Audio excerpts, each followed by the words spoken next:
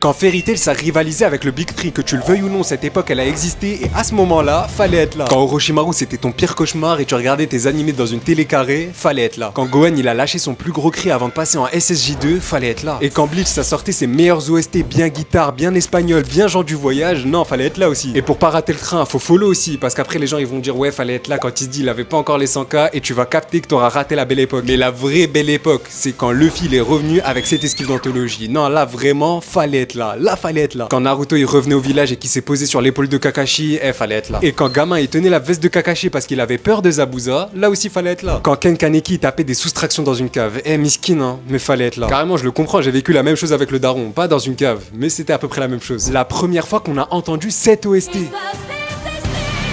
Fallait être là tout simplement. Quand Slam Dunk c'était la meilleure œuvre de basket et il y avait zéro débat inutile, fallait être là. Quand Hajime no Ippo c'était la meilleure œuvre de sport de combat et encore une fois il y avait zéro débat futile, fallait être là. Quand tu regardais ton animé tranquille et d'un coup t'avais Chantal 24 ans qui habite à 5 km de chez toi et qui veut te rencontrer, fallait être là. Pas chez Chantal hein, mais fallait être là, t'as capté. Mais là c'est à toi de me dire carrément à quel moment fallait être là, parce qu'en vrai